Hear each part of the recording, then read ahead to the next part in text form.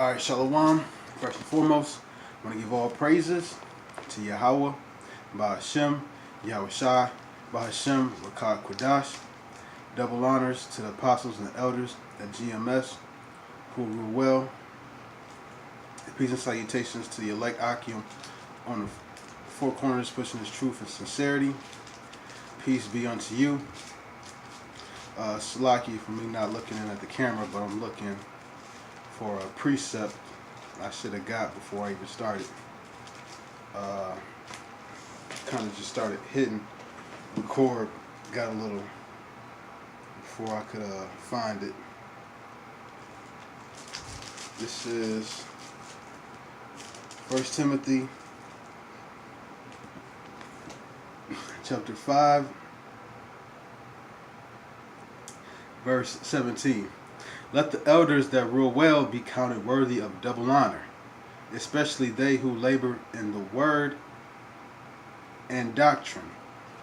Now, the scripture says,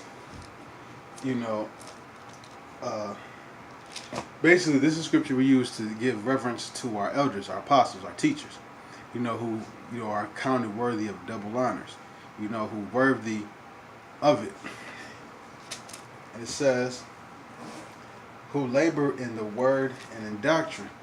So they labored hard, and went over all these breakdowns, cross-referenced it all the way back to the old school when they were, diligently searching, working out their own salvation to make sure their elders were right, and looking over and seeing where they went off at, So they did a lot of diligent search, which makes our work that much easy.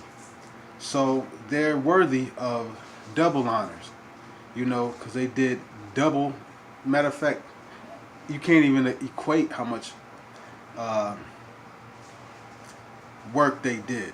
Some of them have been out teaching longer than some of us been born, and that's crazy. They've been out here teaching longer than some of us have been born. Some of them, have also been teaching out on the street, far as like the amount of hours spent on the street, amount of hours that's spent doing videos. I'm sure that's still longer than some of us have been born. Matter of fact, I know it's longer than some of us has been born. So not just from the time they woke up to today, but the actual amount of minutes that they spent teaching, reading, holding signs, doing the work, out here creating camp signs, helping, assisting, laboring in the truth. Somebody that does something like that, they become an elder. They become, higher ranking, with basically wisdom. It comes with age. There's no substitution for experience. They've experienced being out on the streets, out on the corners, running into, atheists, black atheists, Egyptologists, Hasidic, gutter rat Jews, Sunni Shiite Muslims, agents, Catholics, Mormons. They've encountered so much, and they got so much wisdom because you interact with those people. You start to notice a trend, like if I debated like 7 Egyptologists, you debated them all, so I know what to expect. That comes with experience. They've been out here on the street preaching. They know what to expect. They running with the laws. They know what the police officers are going to say. That comes with experience. So they've been doing this for a while, risking, their privacy, just to teach us. So somebody like that is worthy of double honors. You give honors to your fellow Akim who labor, but somebody that's been doing it that long is worthy of double that. So when you see people like us, I'm not worthy of double honors. You put the apostles on a pedestal where the scripture says, give them double honors. Now, this is an issue where a lot of fallouts have. Some say that, oh, y'all put the apostles up here. What scripture says, they worthy of double honors. So if I give all brothers honors and salute, somebody that's an elder receives double that, twice as much as you. So excuse me if I give elder twice as much honor as I give a fellow laborer in the truth.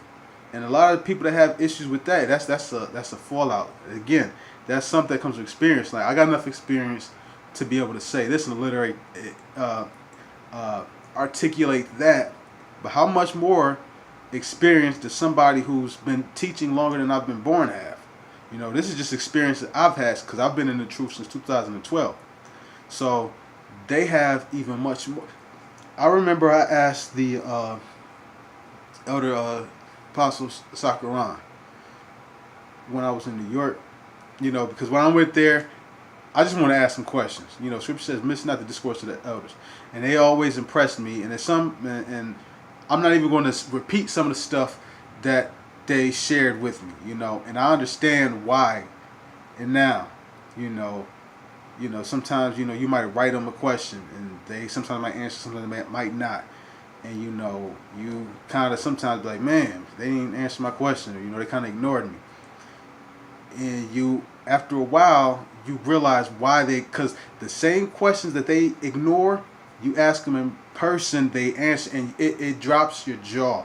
But with wisdom, you start to understand, okay, I see why they didn't answer that. Because far as they know, I could, or anybody else could be a nigga that fall out in the world, and now they got these pearls that they gave to somebody initially was a brother, and now they gave their pearls to somebody else, and they took those pearls and they cast it to swine. Because Scripture says cast not thy pearls unto swine, but you don't cast your pearls even to every brother. I'm gonna tell you that. That might sound, evil or wicked, but I understand why the apostles haven't answered every question. Because I remember I was basically drunk when I talked to the apostles. And some of the stuff I remember, some stuff I don't. But I remember being impressed, and I'm like, it got it instantly. I'm like, that made sense instantly. It was a question I've been wondering about. I discussed with my Akim, and I asked him, and it made so much sense.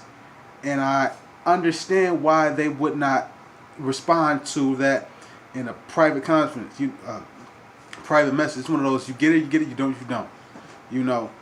It's because you don't want to cast your pearls to everybody. Because like I said, you cast your pearls to every brother. This is why the apostles don't have the calendars, stuff like that. Where they have all of the feast days available for everybody, because they put it out there, and then the swine are trampling all over it. So they have certain messages that they give to brothers who are in good standings with GMS, and then you give them to them.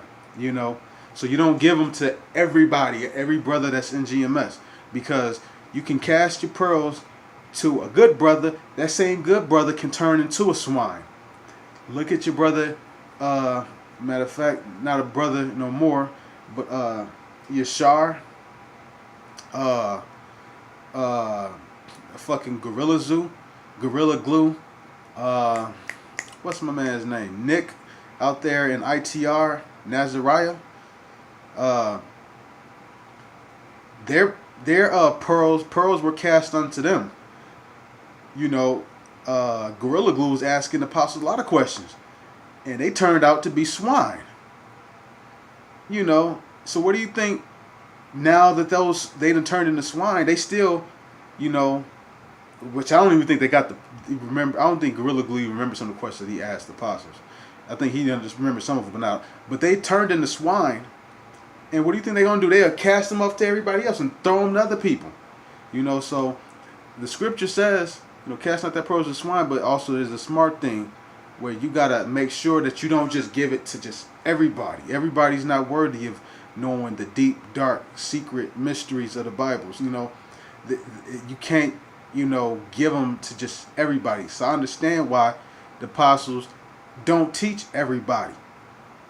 Certain deep, dark breakdowns, like a Daniel chapter 11, going over it with everybody. Because there's a lot of questions I still got about Daniel chapter 11, towards the later versions. But, I'm sufficient with what the apostles have given us. You know, and that's all we need. You know, we don't need that Daniel 11 breakdown. You know, for salvation. It'd be good if I can get a few of those other verses that were because on audio mute that the audio didn't get uploaded. But if you don't, that's fine. I understand why the apostles had that secret. They didn't upload it to let all Israel know. Beautiful, makes perfect sense. A man that's not of a lot of wisdom would like, man, why the apostles ain't believe? Why they holding back? Why they not teaching and everything? It don't work like that. Because another thing Scripture says, knowledge puffeth up. You give somebody too many breakdowns, they start remixing it. I hope that can sound familiar to some of you, because you got remix brothers out here. I keep calling them brothers, remix niggas out here. That's taking the pearls and basically they melting them, diluting it with water and then trying to or other elements and give it back. So you can't teach all doctrines. If you really think the apostles only know what they teach, there is so much. Matter of fact, I'm hard at asking questions. I ask one thing when Kyle, we call him Kyle, Gorilla Glue was in our camp. I used to ask the most questions. It got to the point where I stopped. But I would always ask questions that he couldn't even answer. And it was very, very straightforward and practical questions about this verse, that verse over here, boom, what about this, what about that, boom, And a lot of times they couldn't answer it. When it came to the apostles, there was only one question that they could not answer. And it was not that they couldn't answer right now. It was like, I got to go back in the scriptures, because the way I phrased it, it wasn't on the spot, like that. Because like I said, I was a little tipsy when I asked them, but I knew the apostle knew the answer, but he just wasn't sure if I was articulating myself right. But he was like, I'm going to have to refresh myself with that one. But every question I was asked, he knew. And I couldn't ask one question that he didn't know. And so don't ever think that what you see with the apostles, that's all they know. They know more. Hell, way fucking more. You might see the apostles read and skip over a verse in the Bible and don't break it down. You think, oh man, the apostles, they don't know what that means. No, they know. And if they don't know, the Most High will show it to them, or they understand that it will be revealed to them in the kingdom. Everybody got their portion. But trust me when I say the apostles are smart. They're, however intelligent you think they are, wait till you meet them in person and start asking them questions. If you're sincere, shall I say, you will see that the apostles hold back a lot of their pearls and not giving it to swine. And that's what I wanted to just say. And also back to saying that knowledge puffeth up, because you had the remix niggas. A nigga will get puffed up from knowledge they learn from you. Ain't that some shit? You teach them, how to do a karate kick, and now all of a sudden the motherfucker's trying to use that same karate kick on you and think he better than you. So you got niggas like that have that type of, that type of vibration to them. And again, like I said earlier, some of these guys were in the truth with us. You got some that were agents, some maybe they were actually sincere, and maybe Most High, they were just called and not chosen. Most High just cast them out.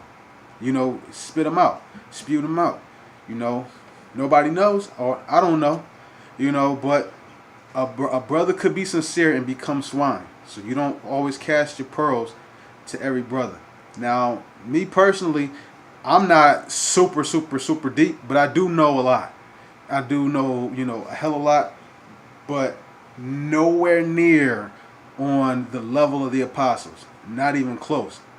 You don't let everybody know,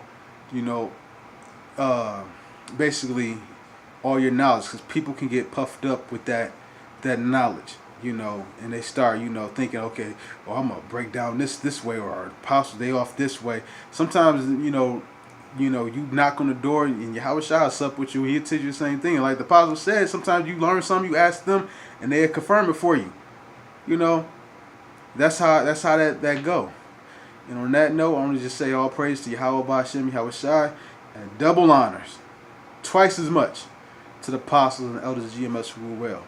Shalom.